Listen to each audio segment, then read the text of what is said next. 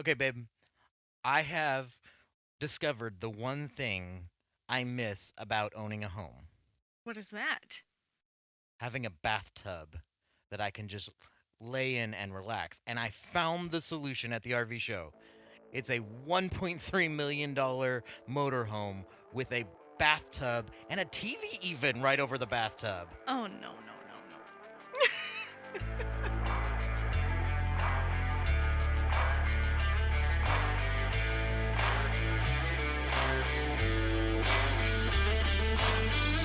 Welcome to the Wandering RV Podcast, your bi-weekly source for our stories Our screw ups. and our successes living the full-time RV life. I'm your host, Kara, the Wandering RV Babe, and this is my driver, Ryan. Go Bucks! No, let's go Cowboys. Cowboys won. I know, but we're in Tampa. Win in Rome. Go Bucks! Obviously, we're here in Tampa, and we are at the 2023 Florida RV Supershow, and it's been going on for 4 days. Day 5 is Sunday. We have seen a lot. We have seen $2.8 million motorhomes. We've seen $1.4 million motorhomes. We've seen $1 million fifth wheels. It has been insane. Everything is more expensive in Florida. I do think it's kind of funny, though, that you can go one place and you see $1 million motorhomes all the way down to your small little tiny teardrop travel trailers and everything in between. Yeah, I think we have seen the full price range of what you can get. Well, I say that. You can go custom build. So obviously there's more than that. And we did actually get to look at one of the custom builds from Prevost. And they actually had right next to it one of their like kind of the base setup before they start customizing. It was very interesting. As customized, it's a $2.8 million rig and it had marble countertops and solid wood cabinetry. It had alligator leather in all of the seating throughout the entire unit. It was crazy. But on top of that, we did get to see some things that don't actually have a lot to do with RVs, like a hot tub. You know, it's not all full timers. There are certainly lots of RVers that just are weekend warriors. And so I guess it makes sense, you know, where there's people, that's where you go as a vendor. There were people who were selling like garden stuff that you certainly would not take camping with you. There were trucks for sale.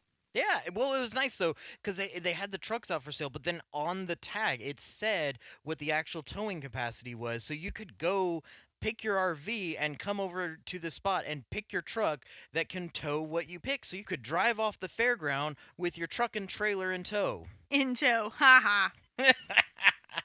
They also had sunglass vendors. Which is very necessary because we had to replace one of your lost sunglasses. Yeah, so it just happened to have sunglass vendors there, and it was a bright sunny day, and so I got a new pair of sunglasses, which was great. Okay, but one of the coolest things right when we get onto the fairgrounds is these Freightliner style campers. One was a fifth wheel, one was a Class C, and they're from a company called Spacecraft.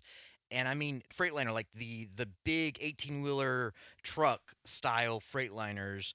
The Class C was super cool, but the fifth wheel was even cooler because I mean, it was designed for you to be pulling it behind one of those Freightliners. So, like, the front of it was like a solid block because normally those Freightliners go up high, and so the wind resistance and all that. And it looked like basically an actual 18-wheeler setup. And then it had solar panels on the top that all were layered on top of each other and then would spread out. So that way you had like this massive area of solar panel coverage, and the interior was amazing. I mean, it really was. If you were into it or you just wanted to have a really big truck, that Freightliner is the way to go. It had two bedrooms, one in the front, one in the back, where the whole rear, including the floor, like the floor that you're walking on when you're in there normally, raises up so you could put a normal car in the back of it, because obviously if you're pulling it with a big old lorry, you're not going to want to drive that around town when you get to places. So you can bring your car with you.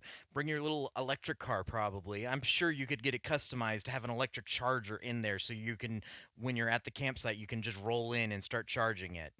Yeah, that was bonkers. Now, I will say the caveat, if you're actually interested in this kind of a rig, is there's not very many places that you can take it. There's not a ton of campgrounds that are going to have spots that are big enough for that size of a rig.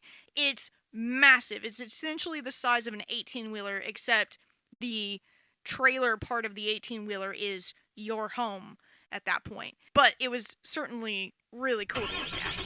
I think what we need to talk about on this episode are the trends we saw. What is happening in the RV industry right now?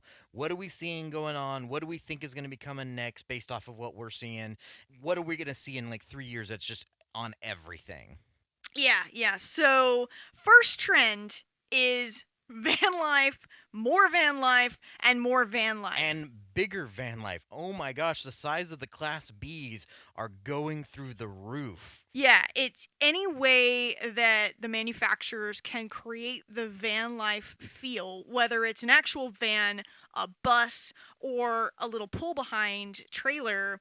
They're leaning super far into it, getting crazy with all the designs and trying to cram so many features into that small configuration that you would assume would be a part of a van life. The hard part that the manufacturers are missing, or maybe they're not missing, is that van life kind of took off with people buying a van, converting it themselves, and kind of creating their own living space. And so now the manufacturers are trying to play catch up and say, oh, hey, for those of you who don't want to have to build your own, here's something we can provide in a couple of floor plans that you get to choose between with no individual preference whatsoever. Maybe hit or miss. You hit in the fact that you get people who don't want to actually go through the effort of building it themselves, but miss in the fact that part of the van life experience is that conversion process of customizing it to your individual needs. Yeah, but van life is alive and well. That is certainly a trend that didn't start this year, but is definitely continuing this year. Number 2, beefy outdoor kitchens. Like, some rigs have had outdoor kitchens and there's been things with outdoor kitchens on them in the past. They're kind of trying to cram them into almost every floor plan now to a certain degree. I think it's less about beefier outdoor kitchens. I think it's more that they want to have an outdoor kitchen available on every model. Right. I think it's a trend more so to say that every model should have some space that can be used as an outdoor kitchen. And I think some of it comes from the fact that there are third-party companies that will install sliders underneath in your basement, especially if you have a fifth wheel, that you can pull out and you can set it up as an outdoor kitchen. So the manufacturer's like, hey, we want to get in on that, so we need to make that an option. And they were showing them all off. Now, guaranteed, all of these are optional. You go to actually order one, you can totally get one without it. But they were showing off that they have these options available for you, and they're getting real interesting. Like, one of them had an outdoor kitchen that folded in on top of itself so you could store it away, but then when you folded it out, you could have either this really long outdoor kitchen with a bunch of prep space, or you could kind of turn it into like an L bracket, so you kind of had like a little kitchenette kind of going on. It was With like a buffet, like an outdoor buffet that's attached to your rig. it had to been at least 10 feet long if you stretched out long ways, and that's why it had to fold in on top of itself to store away in the basement and still have plenty of basement storage. Yeah.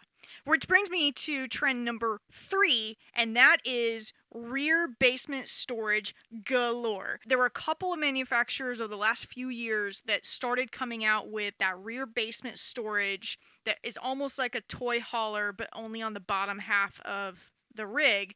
Now they're all trying to cram that rear basement storage into every floor plan that they possibly can. And some of them are doing it to greater success than others. There were a couple of models that we saw where the basement storage was way too low or way too short to be super useful. Now, what I will say is this trend is really only on the fifth wheels because there's not really a space for that on a pull behind, and motorhomes already have tons of basement storage, or at least the Class A's do. But what it essentially is doing is, because fifth wheels are kind of split into three zones. You have your front zone that's over top of the truck bed when you're driving down the road. Then you have kind of your middle zone where the door usually comes into, and then you have your rear zone. So they're kind of zoned off in three spaces. Because the front zone is already a couple of steps up because you're over top of the bed, what they're doing is adding steps up to the rear zone so that there's a space underneath. However, you're right, we did see one that actually they only had one step up, and then they had a basement storage that was just down lower down to the ground, which might be a little worrying driving down the road, especially if you're going over certain bumps and things. So that would be my concern with that one. But all the others basically raise the rear zone up to the same height as the front zone, so you have this huge, massive basement space, usually with some sort of sliding tray on it, that are sized typically to fit two kayaks. Is kind of the mental image of two kayaks laying flat side by side. But then around that sliding rack is even more basement storage that's accessible from the sides. We're throwing videos up on TikTok and Instagram, so if you don't quite understand what we're talking about, go look it up, go watch some YouTube videos. They're getting really, really inventive, and more floor plans are adding it. Yeah, that's one thing in our current rig. We love our rig, by the way. So, no mistaking there. But we would have loved to have had more storage space. And as a full timer, storage space is really, really important. And so that is one feature that is really, really cool. We like it on a lot of the floor plans, but it is something that you do have to pay attention to because they're kind of trying to cram it into floor plans that really don't need it at this point. Well, one of the interior things that I am loving, and it was this was This already is number four. Number four. sure it's Trend number four. number four. It was already trending a few years ago, but it's finally hitting market saturation. Almost all the RVs had either spill-proof carpet, which is really kind of cool, but not my preference, or no carpet at all on any of the slide outs, which is just great to see some of the cheaper RVs finally having that feature, that faux vinyl look on the slide outs. Well, and I noticed too on especially the rigs that had no carpet, a lot of the manufacturers are really trying hard to get the floor of the slide out to blend really nicely with the actual floor of the rig itself, so you don't even notice the slide out, and it's not a tripping hazard or anything like that, but it has the same flooring and it just fits very perfectly together whenever the slide is fully extended. Number five. This one I am super excited about. I know we totally predicted this. We did, you're right. We have now seen, though, light, bright interiors. Finally, the RV manufacturers have figured it out. All of the renos and all of the DIYers have come to our rescue, and now there's bright light interiors and a lot of residential design details that are coming and making their way into the interior of the RVs. Oh yeah, we saw these window treatments on. I think it might have been a Heartland or a Keystone. I don't It remember. was a we saw it on the Alliance Paradigm. Cool, yeah, and it was leather and had like The buckles. buckles on the window treatment. I was like, oh, that is genius. It looked so cool. And then on that same RV, on the bathroom door, there was just like a single white wood panel kind of going down the center that just kind of made it look. It was like a two-tone wood door, beautiful design, still lightweight, but gorgeous design. They're definitely stepping up their game and adding those residential design features into the interiors of the RVs now. And it's really, really nice. It's definitely a game changer in terms of the eye candy feel when you walk into an RV. Okay. Unfortunately, I have to call it out for not trend number 6. We did not get bigger TVs. No, yeah, you did predict that the manufacturers would try to start putting bigger TVs into all of the new rigs for 2023, and they really just didn't. No, it was unfortunate. They still had space in some of these to put bigger or at least normal size TVs in, and they still didn't. Now, I will say I did see a couple of normal brands, not nothing high quality, but I did see a couple of normal brands in some of the RVs. So it's not just the RV TV. I saw I think a TCL. So we got a few, but unfortunately, with that as well, we also still had just as many stupid TVs across the board as every other year. And again, it's something that may not be a big deal to a lot of people if you don't watch a lot of TV while you're camping or you don't really care about optimal viewing angles. It's not a big deal, but for us, stupid TV is where the TV is off at some 45 or 30 or 60 degree angle from where the premium seating is in your RV. Therefore, you're having to crane your neck to look at it. And for us, it's more of a like we like to watch a TV show or two before we go to bed at night, and we don't want to be craning our necks while we're doing that. We're just kind of sitting down, relaxing, and unwinding from the day, and you kind of want to be able to stretch out on your recliner. And so we're not big fans of stupid TV, and they are everywhere still. But with stupid TV not going away, it's totally justifiable because you're saving space or gaining space somewhere else by not having this premium theater spot. And if watching TV is not a priority, then it works out for you. That's actually a really great segue because what we wanted to share with you is a few tips and tricks that you need to know and you need to be aware of before you buy your first RV. And one of those is TV placement. If that's important to you, you need to go, you need to look in these RVs, sit down in the seats, see if they're comfortable, and see what the viewing angle is for the TV because that's going to be really important when you're out and about and in your RV and it's raining or it's bad weather or you're like us and you like to unwind by watching a show or two a night. Now, what I will say is some things are going to be replaceable. So, one of the things what I looked at when we were buying ours is I wanted to have a certain TV in our RV. But a lot of the ones we were looking at only had space for a 50-inch TV, and the one that I wanted did not come in a 50-inch size. So I looked for spots where there was enough space that I could put a 55-inch in by just pulling the old 50-inch out. And so that was one of the things. So I was going to replace that anyways, no matter what.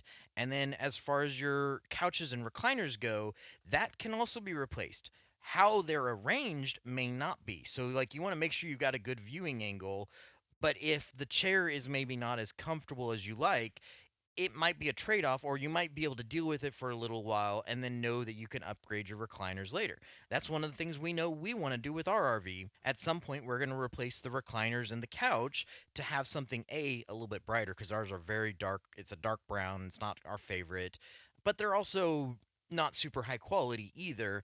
And so we will at some point want to replace that. So keep in mind, certain things can be replaced, and you got to think about that. But TV placement is a huge part of our decision making. And if it's not for you, then you know that that's not something you have to worry about. Yeah, the next thing to consider when buying your first RV is bathroom and fridge access while you're on the road on travel day. Oh, so important. So important because if you get a rig that has slides in it, those slides can cut off your access to certain parts of your unit while you're traveling and going down the road. And it really, really stinks if you don't have access to your bathroom. But there are some people that really think it's important to have access to the fridge as well. I want to add this as a negative trend that we saw this year. We saw so many floor plans where the slides blocked access to the bathroom. Yeah. That is just horrible in my opinion. I think that's the most egregious thing I've seen, that and that being a new trend, it needs to stop. We saw some that were really cool that kind of lined the bathroom and the stairs up perfectly, so when the stairs came down you got straight access to the bathroom, or they moved where the stairs were positioned on the RV so that way you would have access to the bathroom. But there were more RVs than I think I've seen at any dealership or show before that were blocking off access to the bathroom when your slides were in. Not ideal. Not ideal. You can survive. Our fridge is blocked when our slides are in, so we just pack up a cooler on travel day. Not a big deal, but blocking the bathroom, That's a no-go. The next thing that you need to consider is storage needs. Especially if you're planning on spending a lot of time in your camper, like you're going to go full-time or you're going to go for an extended period of time, storage is going to be really important. And one thing that campers don't have a lot of is vertical storage. So you kind of have to create your own vertical storage, which is fine as long as there's the space to do it in. So that's something to keep in mind, both inside the rig and outside the rig. yeah, that's why the new under basement storages in the rear of fifth wheels is such a great add-on, is because you can use that space for anything. Again, technically they're designed for kayaks, but if we got them, we would put our bikes and our smoker on it. Yeah, absolutely. The next thing you need to consider before you buy your first RV is the actual floor plan itself and if it meets your daily living priorities, because most floor plans are pretty well broken down into three main sections: the bedroom bathroom area, that's section one; section two is the kitchen; section three is the living space. And every floor plan is going to prioritize or maximize space in generally one or two of those areas based upon what customers are looking for. So, if you're like us, we love to cook, we love to be able to use our kitchen, we love to both be able to be in the kitchen at the same time. We want a kitchen that is beefy and has those residential appliances and has prep space and things like that. So we targeted one that emphasized the kitchen area. But you may love your bedroom oasis, and you may want one that has a massive closet and two bathrooms and two sinks and things like that. So keep that in mind when you're looking at RVs as well. How do you live on a regular basis? What are the areas that you spend the most time in your house now? And target those similar floor plans in an RV. Yeah, I think part of that decision making process is also thinking about the length of your RV. You can get a really, really long RV that's going to have a lot of focus on a lot of spaces, but it's going to be really hard to tow and it's going to be a lot heavier. If you want something shorter, there's going to have to be sacrifices that are made. And part of that prioritization is also deciding what you don't care as much about. For us, we really only use the bedroom to sleep. So we don't need a big bedroom. We just need something big enough to have our specific mattress that we want and a good enough closet space for the amount of clothes that we want to carry with us, and that's it. So that's our sacrifice. So part of our prioritizing is also deprioritizing. So deprioritize the bedroom for us in particular.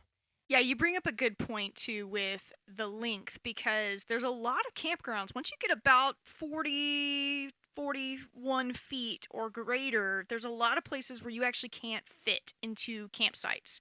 And so you do have to keep that in mind, is if you're wanting to go to a lot of state parks or boondocking or things like that, bigger rigs aren't necessarily going to fit in those places. So that's something that you absolutely have to keep in mind as well. Yeah, we had to sacrifice on that because we would have loved to have had a 36 footer or a 38 footer, but to get our floor plan and our kitchen the way we wanted it, we had to have a 40 footer.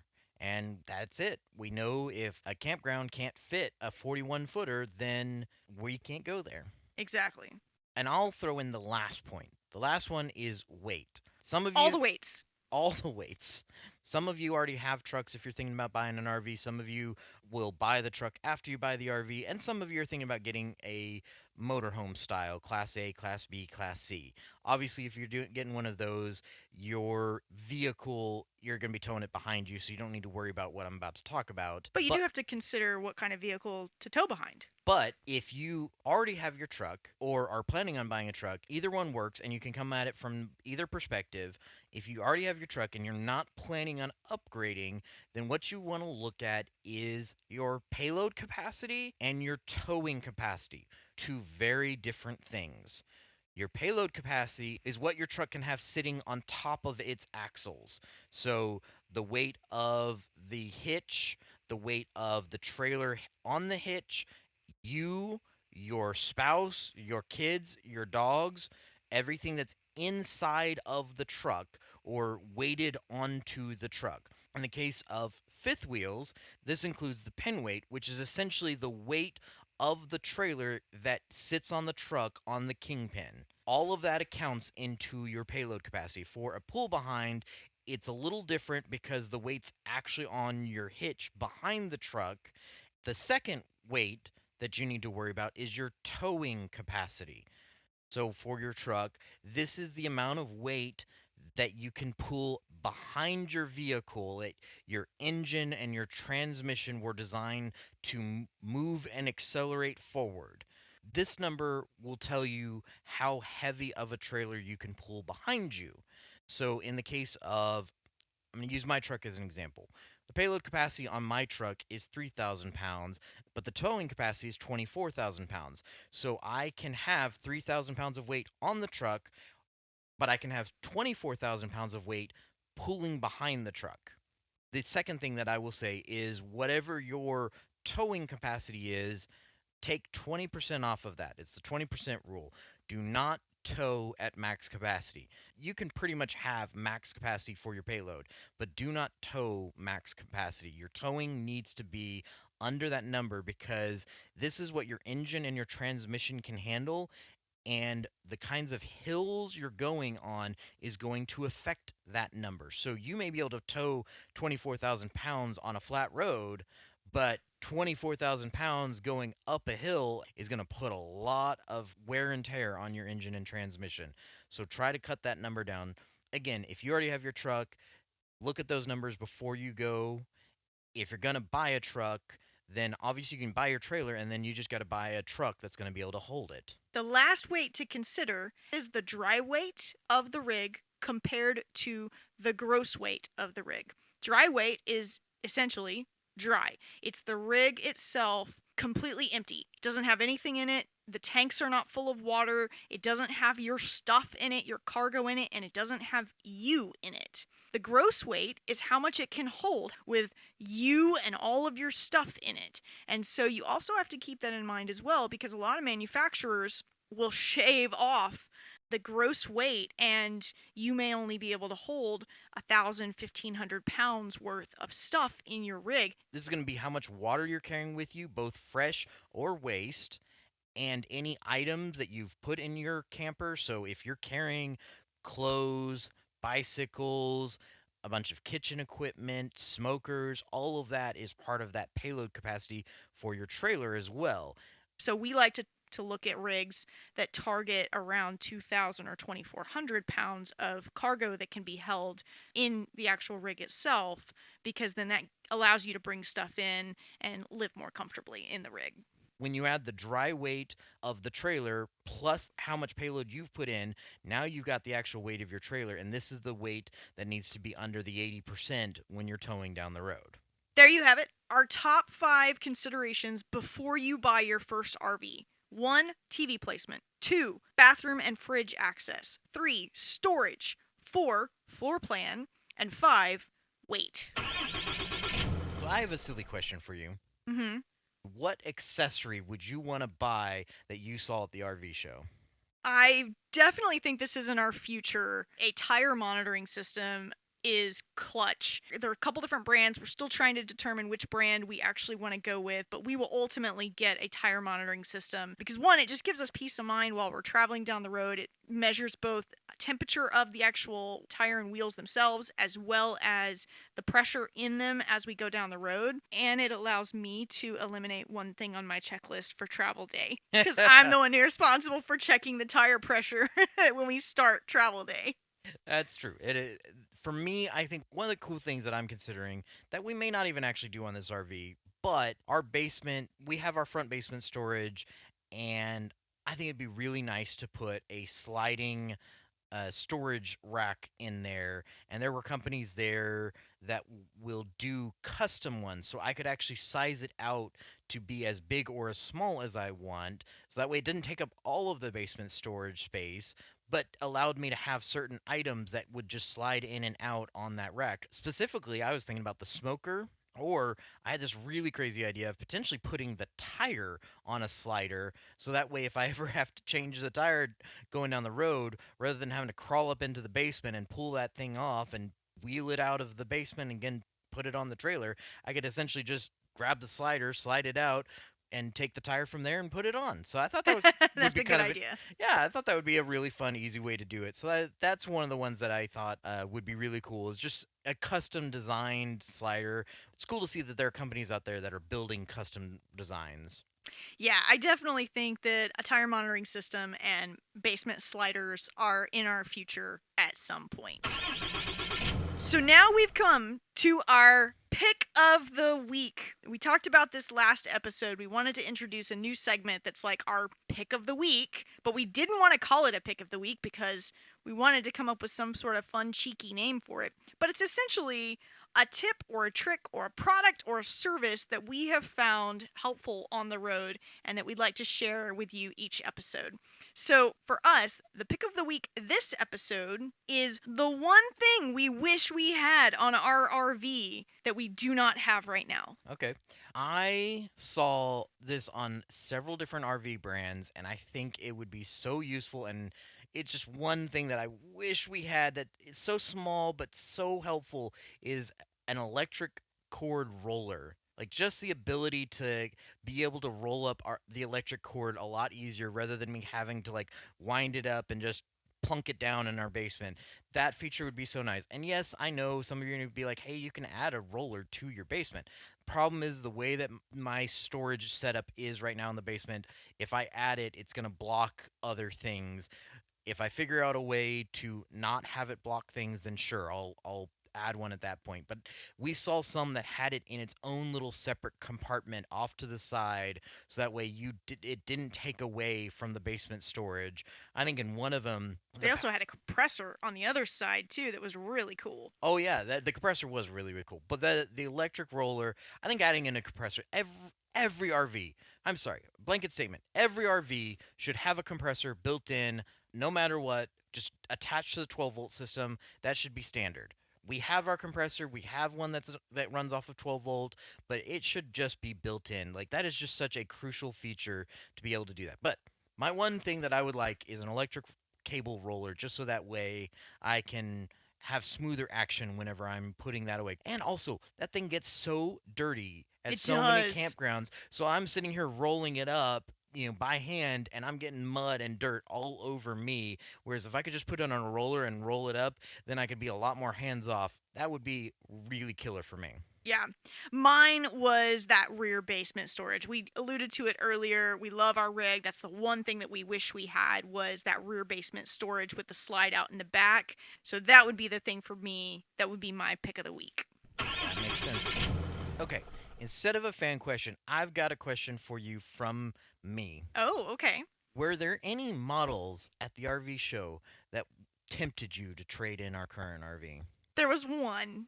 Yes. The Grand Design 390 RK, the residential version of Yeah, you it. gotta say the Dash R. Dash R. Because you will have a residential fridge. Yes, I want a residential fridge.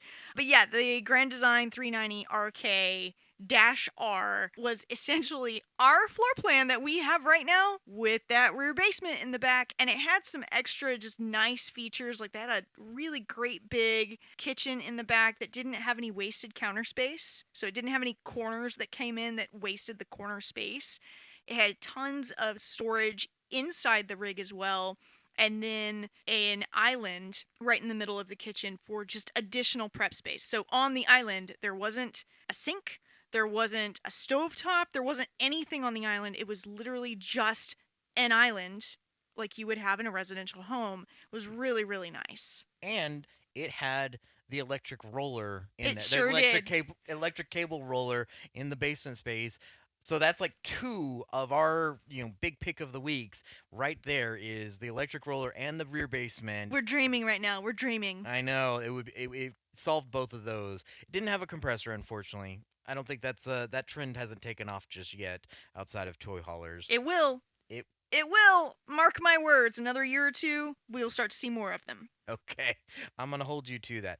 What would be the one model that might tempt you? The reverse. It's their front kitchen model.